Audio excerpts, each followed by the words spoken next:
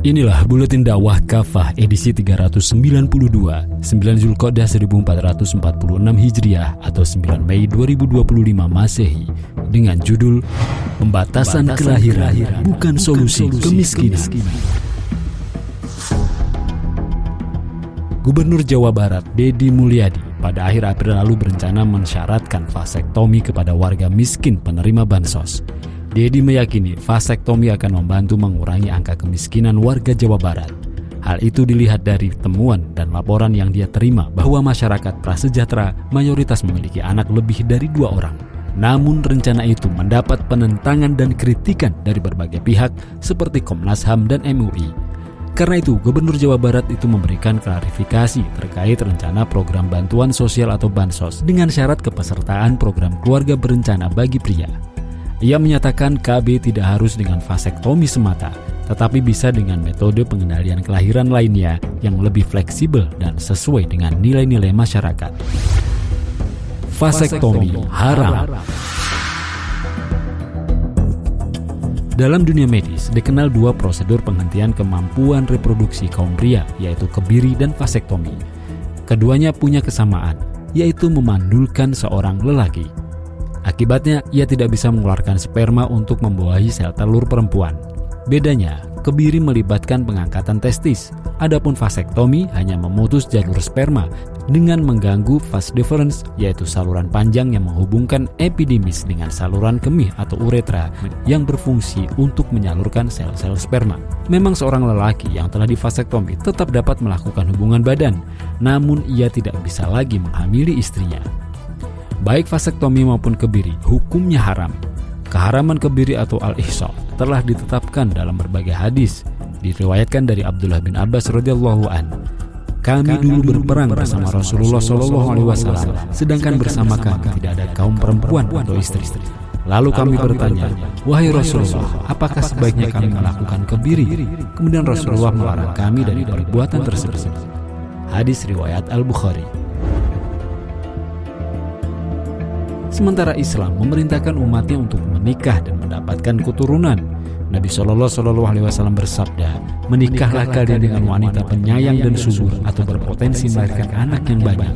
Sungguh aku akan membanggakan diri dengan sebab banyaknya jumlah kalian di hadapan para nabi pada hari kiamat. Hadis riwayat Ahmad. Para ulama menyebutkan larangan bagi pasangan suami istri yang bersepakat untuk tidak memiliki anak, misalnya melalui kebiri, vasektomi, atau tubektomi yang merusak kemampuan reproduksi manusia.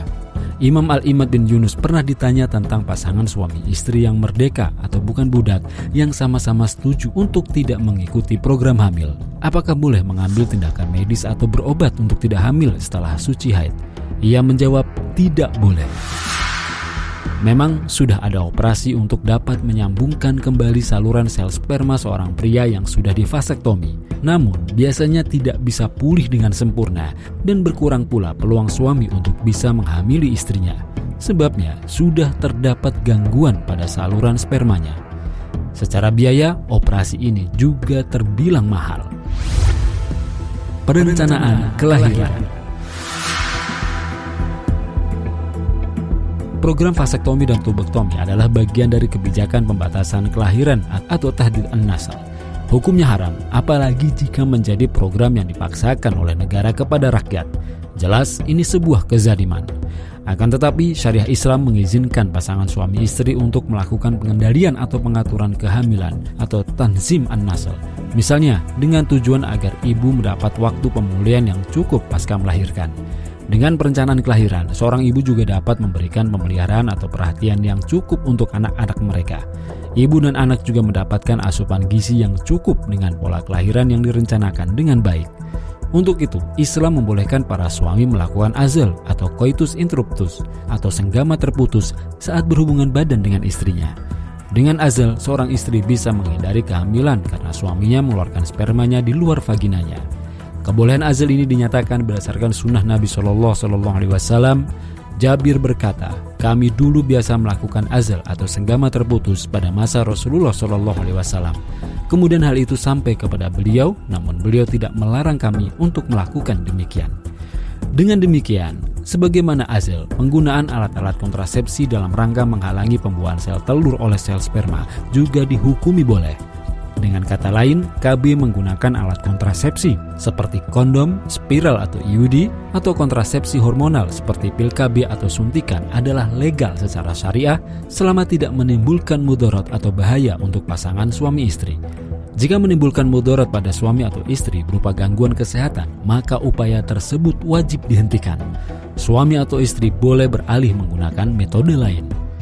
Meski begitu, keputusan perencanaan kelahiran harus datang dari pihak suami istri, bukan menjadi kebijakan yang memaksa, apalagi dijadikan syarat untuk mendapatkan pelayanan dari negara.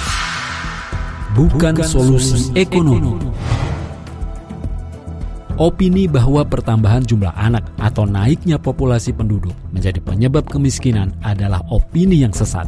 Sama sekali tidak ada korelasi antara kemiskinan dan pertambahan populasi penduduk dan jumlah anak. Ini teori yang pernah dicetuskan oleh ekonom Inggris Robert Malthus beberapa puluh tahun silam.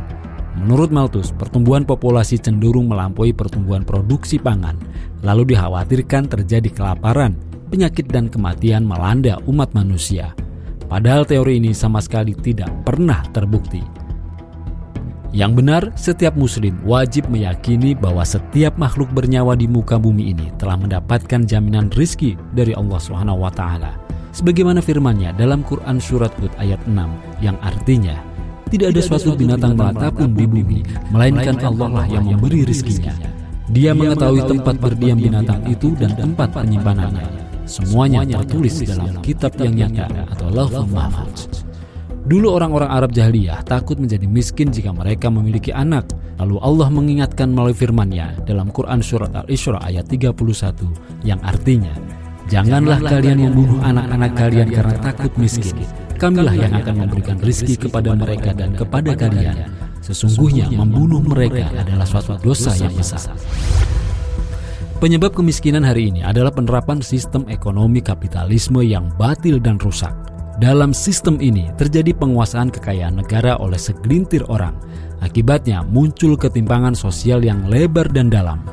Menurut Tim Nasional Percepatan Penanggulangan Kemiskinan, 50% aset nasional dikuasai hanya oleh 1% orang kaya di tanah air. Sistem kapitalisme juga membuat negara membolehkan kekayaan alam dikuasai oleh perusahaan asing maupun dalam negeri. Padahal banyak bukti eksploitasi pertambangan oleh perusahaan swasta dan asing. Oleh perusahaan swasta dan asing misalnya, tidak menaikkan taraf hidup warga setempat. Beberapa waktu lalu, Gubernur Sulawesi Tenggara Anwar Hafidz menyebutkan bahwa daerahnya menjadi salah satu penyumbang devisa terbesar untuk negara. Namun rakyatnya tidak merasakan hasilnya.